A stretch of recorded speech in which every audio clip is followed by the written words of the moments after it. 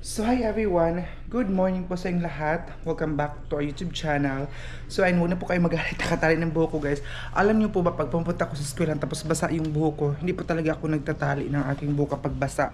Pag hindi na po siya basa, prefer ko pa po siya itatali. Kasi kapag itatali ko siya na basa, kutuhon ko ba, madami akong kuto at saka lusa. So, hindi ko siya talaga tinatali kapag basa. Ay, may pupunta ka sa eskwelahan. Fresh kasi tayo, galing tayo nagligo. So, hindi talaga ako nagtali pag basa yung buhok ko. So, ngayon, pupunta na tayo dun sa baba kasi lang. Pupunta na ako sa baba sa tindahan kasi bibili tayo ng sardinas. Ayan. So, parang wala sila tatay dito sa baba. Ayun. Naman dito. So, medyo mayroon kasi magluto tayo ng kalabasa na dala po nila mama.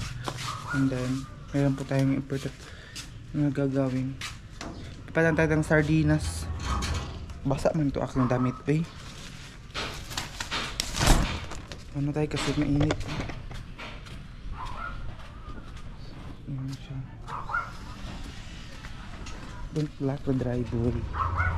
Lagi dito.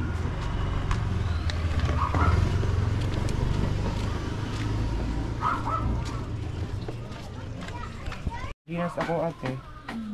Parang halang. Hindi naman. Nagpilat eh. Tapos ko andahin ti kaning ahos. 5-5 o Bombay po 5.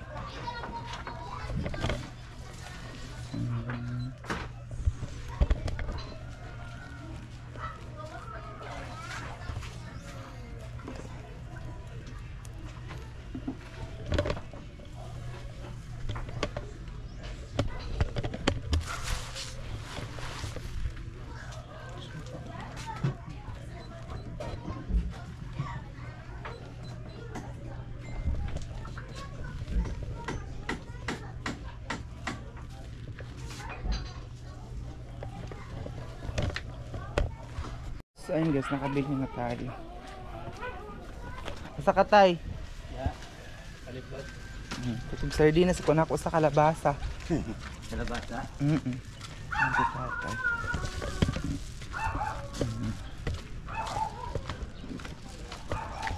Yung motor ni tatay dito nakapark.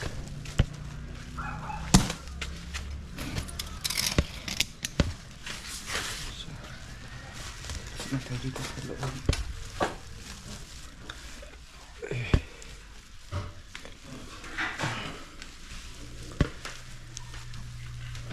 Ang sakit ng tiyan ko eh. Pag malipasan ako ng gutom, sakit na yun tiyan ko ngayon.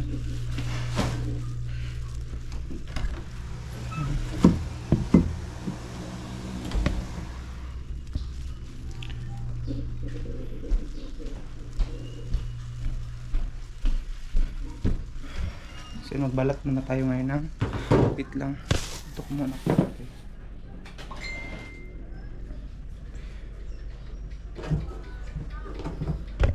Ayan, kukunin ko muna itong ating hugasin. Kasama natin siya for this video. Wala pala kaming kutsilyo dito. Uy, wala pala kami magagamit dito. Meron pala itong isa. So kukunin na natin yung kalabasa natin na dinala pa ito nila mama. Ayun, para hindi siya masira dahil. So ayun. Ayun siya. So, anuhin na natin ito. Lulutuin na natin. Ayun siya.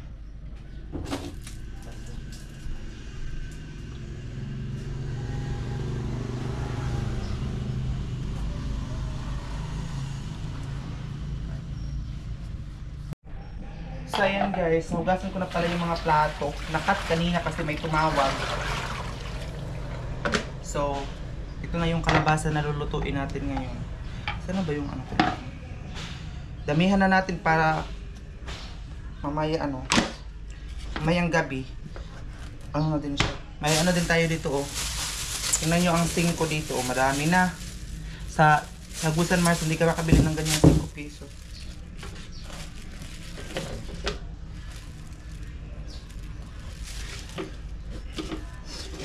Ano ko nito is sardinas dye. Partner. Wait lang.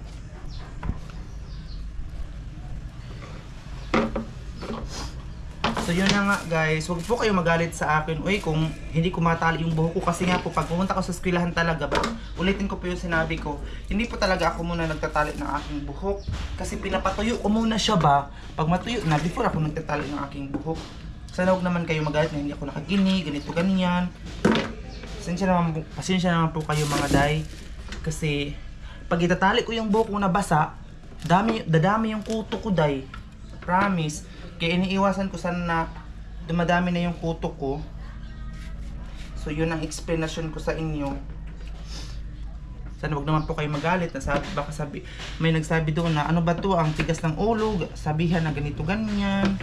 Pasensya na po kayo mga day. Ang hirap naman ito eh.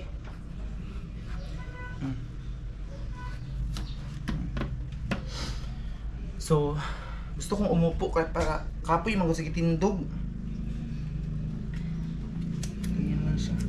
Babalatan muna natin siya. Sa inyo, di ba yung iba na magluluto is hindi na siya babalatan, pero ako pwede naman siya hindi balatan, pero gusto ko talaga siyang balatan day.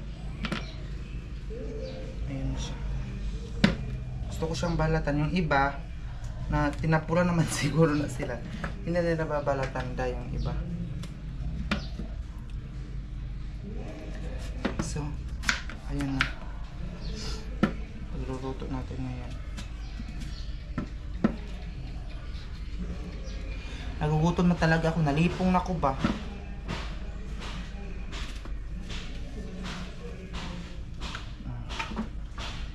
So,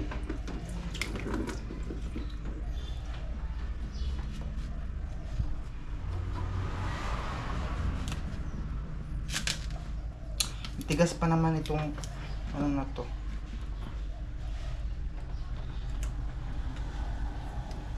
Parang hindi naman nakabalik ng kutsilyo eh.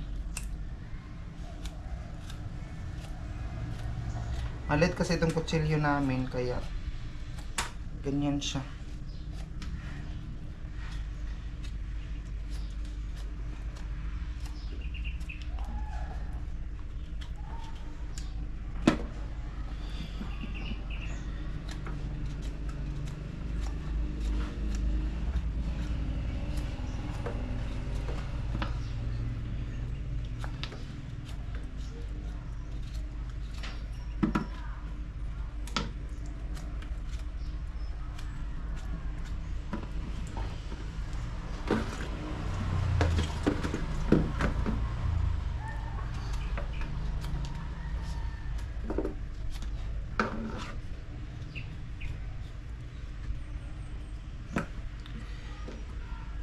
Basta makukuha lang siya ng balat kunti. Tama na yun, di ba?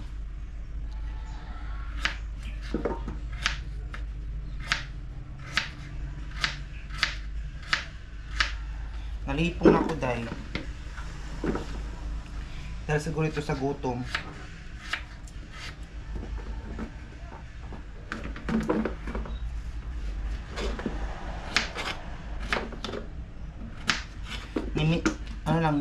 Nipis lang siya pagka ano, tad para madali maluto. Kasi kung maano siya, makapal ba, dugay siya maluto, dugay ta makakaon. So mayroon pa siyang dito tira, di ba? Thankful ako ngayon kasi isang subject lang kami mamayang alas 5 hanggang alas 7 ng gabi. 7:45. Sobrang thankful ko talaga mga day kasi ano lang, madali lang yung klase namin ngayong araw.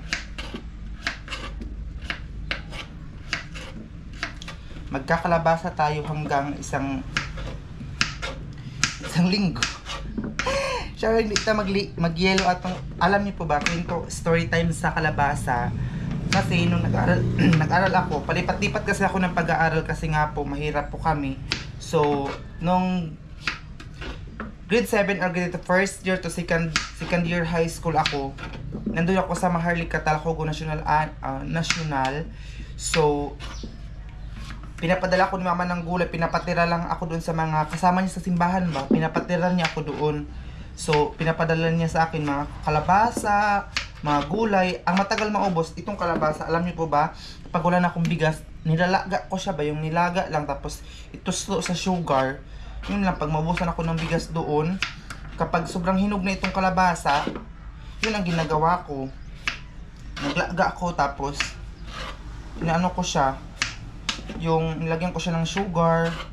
Tapos yun, nakakaraos ako pag uwi ko sa bahay na na-shock sila mama na pati yung mga mata ko nag-yellow dahil sa kalabasa na yun, dahil gusto ko talaga makapag-aral, kinaya ko yun. Tapos nung pagka third year at saka fourth year high school, nandun ako sa Surigao dun sa ate ko. Sobrang hirap din ang sitwasyon ng ate ko dun sa Surigao. Parang kunti lang siya. Pagdagan natin para hanggang panihapon na kasi ito eh. Hanggang gabi na. So mahirap din ang sitwasyon dun ng ate ko dun sa Surigao. Sobrang hirap talaga, day. So, naglabada ako sa mga teacher. Shoutout pala kay Ma'am Niuda, Ma'am, basta parang tatlo yung teacher na naglalabada. Galing ako sa eskwelahan, naglabada ako para meron akong pambaon, meron akong pambili ng ulam. Kasi medyo malapit lang naman yung eskwelahan doon sa Surigao. Bahay lang yung ate ko. Malapit lang, malakad lang, kaya hindi na ako nagbabaon. Malapit lang talaga. So, tapos rumarakit ako sumasama kasi member ako doon ng Puente Surigao del Sur, yung grupo ng mga youth na sinasamahan ng mga sundalo, kung saan yung mga nagpipiding program kami. Ganun yung namin doon, program doon sa Surigao. So sumasama kami sa mga sundalo, sa mga LGU doon sa San Agustin, Surigao del Sur. Shoutout ila Mami Juji, ila Kuya Bam. So ako yung vice president natin ng youth doon sa Surigao del Sur. Kasi sobrang active ako, kahit may klase ako minsan, ako excuse. Tapos, para lang may pera, pag uwi ko, nag-uwi ako ng pagkain sa ate ko, nagdala ako ng macaroni, nagdala ako ng mga pagkain na galing doon sa mga loaf bread, mga lugaw na galing doon sa nagpiling program kami, dinadalhan ko yung ate ko, dinadalhan ko yung mga pamangkin ko. Tapos yung magbi-birthday ko, katulad ng mga sundalo, magbi-birthday sila or meron silang event, invited talaga kami, sinusundo pa kami ng magandang sasakyan. Invited kami ng mga youth. So, mga lechon, magdala ako dun para sa ate ko. Kasi nga, mahirap din yung sitwasyon nila dun sa Surigao. Hanggang sa, nakagraduate ako. Alam niyo ba yung nag-graduate ako ng high school? Iyak talaga ako ng iyak kasi wala sila mama. Since nag-aral ako ng high school, kahit na mga awards ako, mga sinasalihan ako, mga dami ko mga award certificate, wala talaga sila mama. Minsan teacher lang ang umakyat sa stage pag tinatawag ako, kasi ako kapag mag-aral ako, sobrang competitive talaga. Gusto ko may award ako, gusto ko may medal ako, gusto ko ganito, ganyan. Gusto ko talaga may medal ako, guys. Ganun ako sa eskwelahan. Tapos pag may mga award ako, pag sumasali ako, yung teacher ko ang pupunta sa stage, o minsan yung kakilala ko. Tapos nung nag-graduate ako ng high school, ng grade 10, doon na, yung kaibigan ko na member din ng LGBT, siya yung nag-akit sa stage, siya yung nagpaso sa akin. Kasi sila mama hindi makapunta kasi nga po silang pamasahe kasi malayo ang Surigao. So wala silang pamasahe, day. So ganun. Tapos yung nag-grade 11 grade 12 ako, yung senior high na ako, grade 11 grade 12. Kasi may nabtan ako ng grade 11 grade 12 kasi nga po stop kasi ako ng pag-aaral, day, kaya sobrang late ko talaga. Minsan nag-stop ako, yung nakunan si mama dati, nag-stop ako. Yung namatay yung kapatid ko, yung bunso namin na lalaki, nag-stop din ako ng pag-aaral 2 years. Parang stop ako, baka late ang pag-aaral ko. So kaya mga day, naglipat ako dito doon sa Bunawan National High School ng day, senior high. Working student ako doon.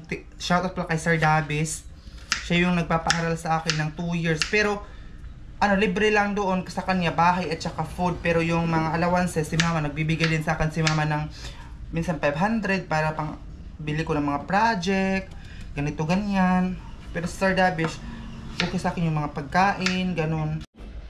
So ayun guys, yung sa ano ako, nung grade 11 grade 12 na ako day, hindi na si mama nakapaso. Basta gusto ni mama magpaso na sa akin sa stage. Pero ano kami ng pandemic ba? Pandemic kasi yun. So bawal na magpunta sa school. So binigay lang sa amin yung, alam niyo ba, medal ko noon 4. So sobrang saya ko sana noon. Kaso nga lang hindi kami nakapasok, hindi kami nakapunta ng eskwelahan kasi nga po bawal dahil pandemic ng time na yun. So binigay lang sa amin diretso yung mga awards, mga certificate namin at saka yung mga achievement namin. Pero nakapagtapos talaga ako noon ng 6 years. 'Di ba 6 years yun kasi 4 years ng high school tapos dinagdagan pa ng 2 years kasi nga po senior high. Dahil sa pagsisikap ko din nag-working ako kahit na masakit magsalita yung wino-workingan ko dahil sobrang sakit niya magsalita pero kinakaya ko. Kasi nga po, gusto kong makapag-aral. Tapos ng pandemic, so yun na. Kasi wala akong cellphone. Tapos, sabi ko na mama, bilhan niyo ako ng cellphone kasi gusto kong mag-video, gusto kong mag-vlog. So sila mama, nag-harvest ng time na yun. So ang harvest nila, parang, kasi kami doon sa Agusan Mars, makapagtanim ka ng madami, pero, mag-cash ka muna doon sa, anong tawag dito mag-cash ka muna doon sa buyer ng mais. Mag-cash ka muna ng 10,000 or 15,000 para pang sweldo ng mga tao na nagtatrabaho sa sakahan. Tapos babayaran mo din yun pag ting harvest. Pero hindi ka makakatakas kahit na maliit yung presyo nila. Doon ka talaga magbibenta sa kanila kasi sila nagpapautang sa inyo. So yun na yung nangyari mga day. Tapos nag-harvest na sila mama. So ang harvest nila kulang lang na naudi pa sila. Hindi ko alam kung ano Tagalog na naudi. Basta nakulang pa yung pambayad nila dun sa kasi nagkuha pa sila ng pang-abono, pang-fertilize sa mais. So yun, nag-utang na naman po sila mama para sa aking cellphone kasi yung nag-graduate ako ng kasi nag-promise kasi sila mama sa akin na kapag mag-graduate ako ng grade 12, bibilihan nila ako nilang cellphone. So yun na, tapos umiyak ako nun kasi nga po wala silang makapambili sa akin. Kasi nga po kulang lang yung pera na yun. Sabi nila mama, huwag ka mag-alala kasi pupunta si papa mo bukas doon sa buyer ng mais. Itatry ni papa mo kung makakakuha pa siya ng pera. So nag-utang ulit sila ng 10,000 pesos para sa aking cellphone dati, yung Realme na cellphone. Pero yung cellphone na yun nandun na ngayon sa kapatid ko kasi nga po parang sira na siya ba. So nandun na siya ngayon sa kapatid ko. And then yun na yung nangyari mga day. Sa kabila ng lahat ng pagsisikap natin, so yun, gusto ko mag-vlog dun para ma-features yung Agusan Mars kasi maraming nagtatanong ano ba yung nasa Agusan Mars, bakit siya ganyan, ano ba yung katayuan ng buhay doon, kasi maraming curiosity sa Agusan Mars kung ano yung buhay, ganyan. So yun na, nag-ano ako day, nag-vlog ako noon dati, talaga yung buhay, tas maraming nakaka-appreciate sa hanap buhay doon sa Agusan Mars. Ganito ganyan kasi nga po alam niyo naman yung Agusan Mars, di ba? Kung ano-ano yung mga pagkain doon, basta lang maka-survive. Tapos nung nakapagsahod ako kahit kunti man lang, sobrang saya ko na kasi bumili kami ng bigas, bumili kami ng kape. Yun naman nakasiyahin na papa kasi mahilig sila sa coffee. Yun ang kasiyahan nila, bigas, coffee, and everything. So hanggang sa nag-aaral ako ng college kasi gusto ko mag-college doon sa Ascat, Bunawan. Pero hindi na kaya sa budget nila mama kasi nga po mahirap. So bumalik kami ng Agusan Mars, nag-isa pa ako ng pag-aaral. Tapos ang ang nagpatuloy na pag-aaral ay yung kapatid ko, yung bunso kong kapatid. So tingnan nyo guys, meron pa kaming leftover na kanin. So kukunin ko muna ito. Sabi nyo ilagay ko daw kay doon. So wait lang, baka mahulog. Hindi ko muna ilagay kasi dito tayo magluluto ngayon. Saan ba yung trapo? Patuloy natin yung kwento natin ngayon, day. Kasi Ang dami namin pagsubok sa buhay, day. Hindi lang siguro kami nakaka-experience ng ganito, pero alam ko kayo rin nakaka-experience din kayo ng ganyan, ganito, ganyan. Pero I'm so very blessed kasi sobrang bait ng family ko. Kahit na marami kami mga pagsubok na dumating. Very strong. Very strong person ang family ko. And then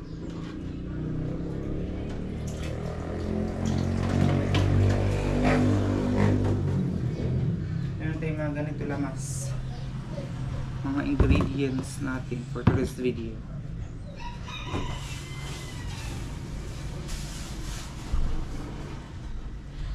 So, ito tayo magluluto ng wait na kung nakasaksak na siya. So, yun na nga ang kwento natin sa buhay-buhay, na medyo mahirap man ang buhay pero lumalaban pa rin, kasi kung hindi tayo maghanap buhay o hindi tayo hanap ng paraan, ay hindi tayo mabubuhay dito sa mundo, day. Yun ko lang kung kasya ba siya dyan. So, kukuha muna tayo ng mantika, toyo, at saka pang ano natin.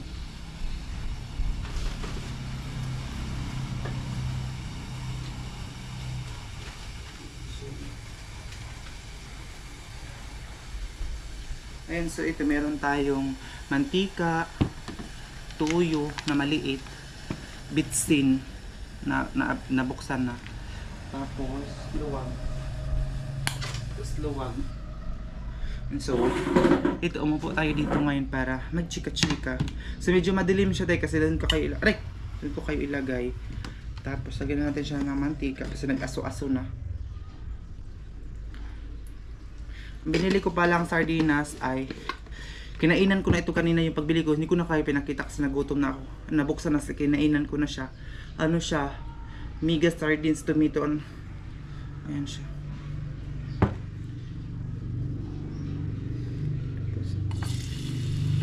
Na magluto.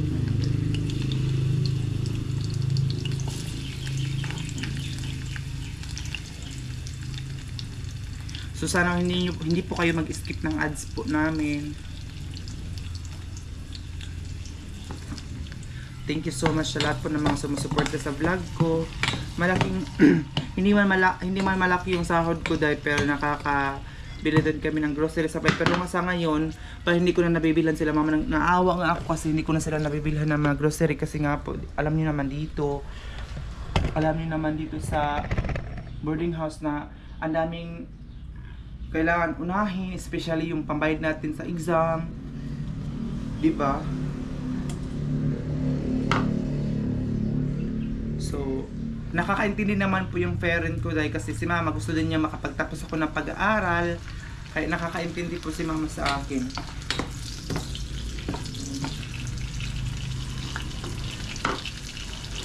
Ang bango.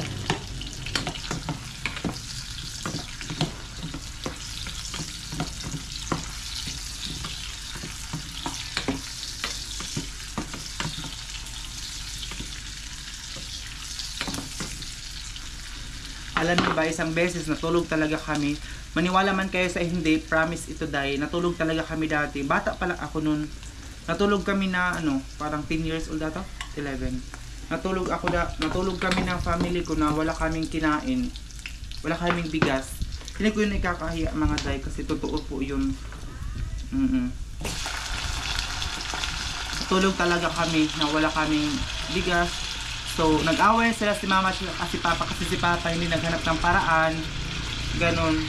So, nung time na yun, nag-away na sila, buntis pa naman si mama. Punta kami ni papa doon sa barangay namin sa Sabang. Wala pa kaming pambot, nagsagwan-sagwan lang kami. So, ito na ang ating adobong. Ano ngayon?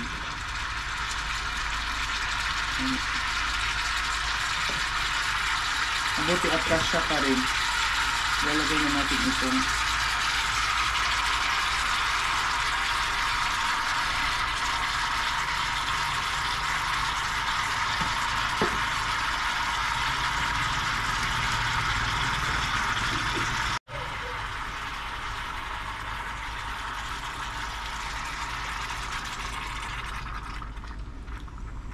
toyo at saka meron din tayong ganito, bitsin.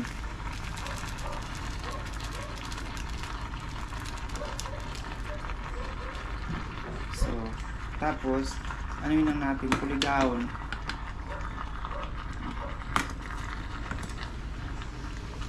Takpan muna natin siya mga day. Tapos ibabalik ko muna ito mga, para hindi siya mag-uot dito ba, o hindi siya mag, ayun siya, doon ko muna kailagay. Tapos, kunin ko muna yung lagayan ng tuyo. Kasi wala ng laman.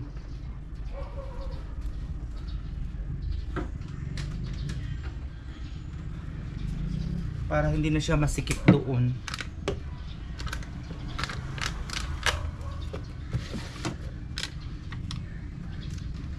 Ayan siya.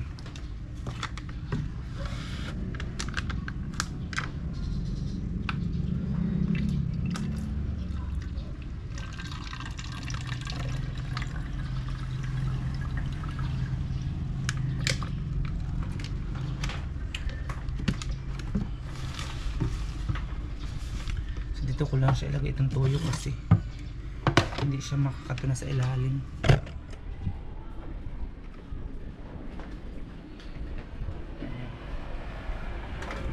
Tapos itong mga basura kukunin ko muna.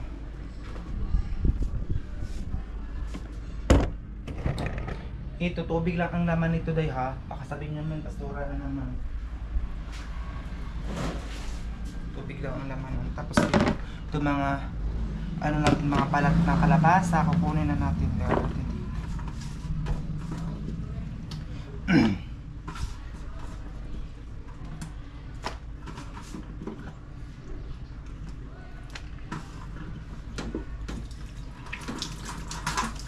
Kasi para malinis itong lababo. Sabi ni tatay, para dapat daw palaging malinis dapat palaging malinis dito. So, yun. Kailangan linisin natin palagi.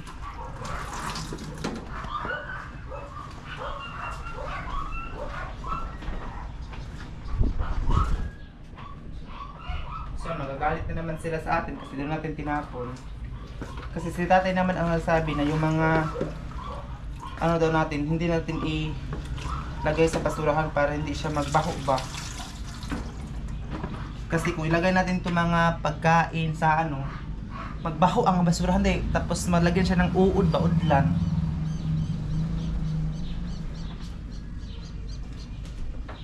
Mayroon naman doon kanal na lagyan ng tubig. At least doon siya mabubulok kaysa naman dito sa ano natin sa basurahan na Diyos ko day, kung udlan siya, sa una lang. Takot pa naman ako sa mga uod. Hindi siya pwede udlan. Tapos ito, balik ko na ito. Ibalik ko itong tagtadan. O ito, mamaya ko na siguro ibalik ko yung tagtadan. So dito mo. Kasi magugas pa naman tayo ng plato mamaya. So, ako tawag na natin yung ating niluto.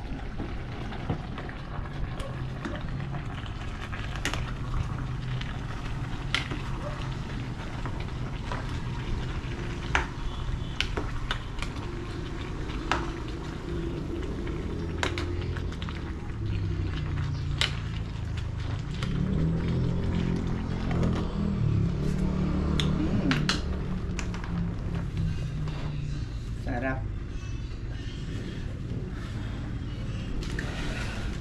So yun yung story time natin mga day. Kasi nga po, ako talaga, kapag mag-aral ako, masipag talaga ako. Tapos mayroon isang vlog, mayroon isang comment dito day na gumagawa lang daw ako ng alibay dun sa Agusan Mars. Natatawa talaga ako nun mga day na gumawa lang daw ako ng alibay para kung siya daw ang nanay ko, papauwi na daw ako sa Agusan Mars kasi hindi daw ako nag-focus na pag-school, hindi daw ako nag-focus na pag-aaral dito. Ay nako, hindi ko alam kung bakit mga judgmental yung ibang mga tao, no. Hindi nga nila nakakita yung buhay natin sa totoong buhay. Hindi na judge nila agad tayo based sa nakikita nila. Pero ang reality, ay, ang bango naman ito. Ang reality, hindi naman nila nakikita tayo. Pero tayo, kasi tayo nakakaalam sa sarili natin. So, maraming salamat pa rin dahil nanonood sa atin. Thank you so much po sa lahat ng mga nanonood. I hope na hindi po kayo magsawang manood sa akin every vlog ko. Thank you so much po talaga for watching.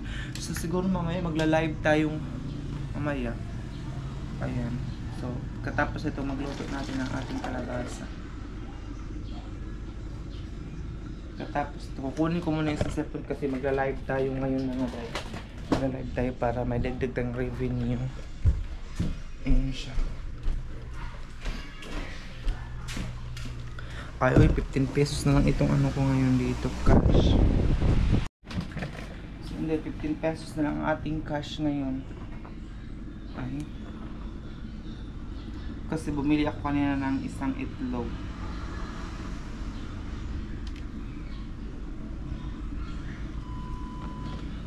Isa daw.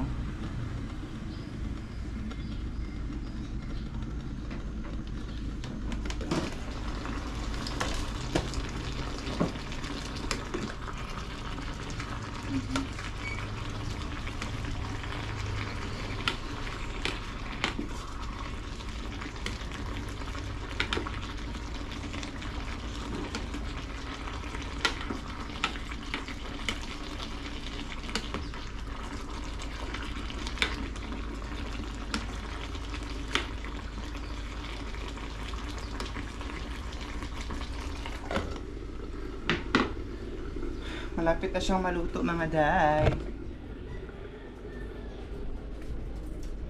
Ay, bumili pa kasi ako ng noodles kagabi. Pamasahe ko pa ito mamaya kasi may pupunta na ako doon mamaya sa palengke. It's 12 na lang. 12. Ay, may mga labahan pa rin. Ito naman nakalimutan pa rin. Ano kahapon. Nakalimutan ko kahapon pagkuha. Dito may sinampay pala siya mama dito kahapon.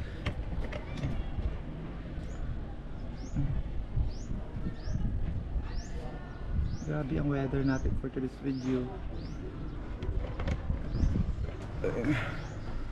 So, guys, i-follow niyo ako sa aking Facebook account. Nandun po sa comment section yung link. Gian Campos po yung aking Facebook. So, siguro bukas update ko kayo. Punta tayo ng palengke kasi may pupuntahan ako doon. Important matter din siya. Pero sa ngayon, dito lang muna tayo sa bahay. And thank you so much for always watching my vlog every 5 PM ng hapon po ako mag-upload. So, thank you so much. Malapit na kasi siyang maluto. Hindi ko na kayo dalhin sa pagkain ko dahil kasi palagi naman kayo nakita kung paano ako kumain. So, ganito lang simpleng kalabasa natin at saka kalabasa at saka sardinas. And mamaya siguro itlog o bukas itlog, isang itlog. Lagyan ng noodles. So, thank you so much.